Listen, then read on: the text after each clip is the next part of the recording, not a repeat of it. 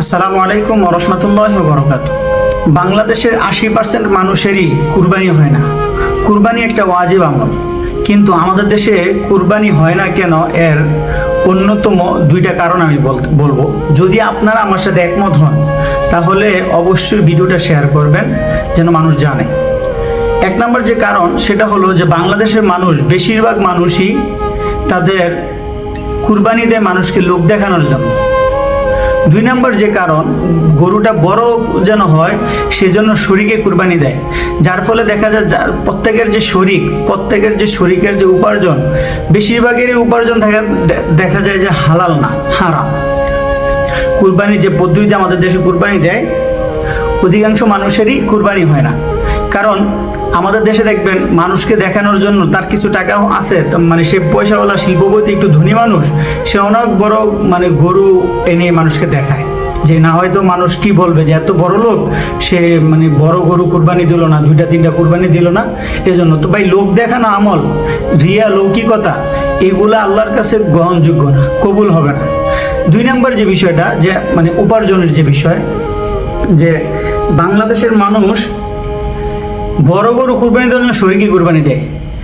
এখন সে ঘুষের টাকা দিয়ে কুরবানি দিতেছে, না সুদের টাকা দিয়ে কুরবানি দিতেছে, নাকি অন্যের প্রতি জুলুম করে টাকা উপার্জন কুরবানি দিতেছে, অন্যের টাকা মেরে দিয়ে কুরবানি দিতেছে, এটার কেউ বিচার করে না।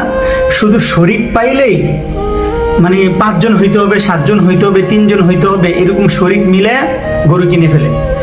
তো যার কারণে দেখা যায় যদি 5 জনের মধ্যে 1 জনের টাকায় হালাল থাকে আর 4 জনের টাকা যদি হারাম থাকে, তাতে আপনার কুরবানি হবে না। ধরুন 7 জনে দিলেন, 1 জনেরটা হারাম আর বাকি 6 জনেরটা হালাল, তা আপনার কুরবানি তো হবে না।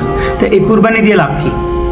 দেখেন, সৌদিতে আমি একটা পার্থক্য বলি, যে সৌদিতেও মানুষ কুরবানি দেয়। সৌদিতে যে মানুষ কুরবানি দেয়, এরা জাস্ট আমলটা, কুরবানি যে একটা ওয়াজিব আমল, যাদের উপর ঈদের দিন পর্যন্ত যাদের উপরে জাকাত পরিমাণ সম্পত্তি নেসাবের মালিক হবে, তাদের উপর কুরবানি ওয়াজিব। যে তারা আমাদের দেশের মধ্যে আর সৌদির মধ্যে পার্থক্য কি, যে সৌদিরা আপনার কুরবানি দেওয়ার জন্য শরীক খোঁজে না, সৌদিরা কুরবানি দেওয়ার জন্য বড় পশু খুঁজে না।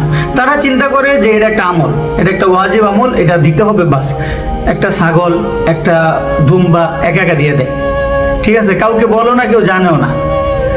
তো এটা হলো তারা আর আমরা, এর মধ্যে পার্থক্য, যে আমরা বড় গরু কুরবানি দেওয়ার জন্য শরীক খুঁজি, উপার্জনের কথা চিন্তা করি না। আমরা যারা শরীকে কুরবানি দিই, তাদের প্রত্যেকেরই উচিত যে সে যার সাথে শরীকে কুরবানি দিতেছে, তার শরীকদের উপার্জনটা হালাল কিনা সেটা যাচাই করে নেওয়া।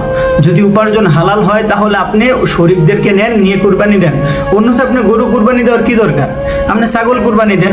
যদি 20,000 টাকা দিয়ে আপনি শরীক হন, গরুর সাথে 20,000 টাকা দিয়ে একটা ছাগল কুরবানি দেন। আপনার টাকাটা হালাল কিনা সেটা আপনি নিশ্চিত হন, এবং আপনার হালাল উপার্জন দিয়ে আপনি একটা খাসি জবাই দিয়ে দেন। কুরবানির আমলটা আদায় করেন। আপনার বড় কুরবানি দেওয়ার প্রয়োজন নাই, মানুষের সাথে শরীক হয়ে আপনার কুরবানিকে নষ্ট করারও প্রয়োজন নাই।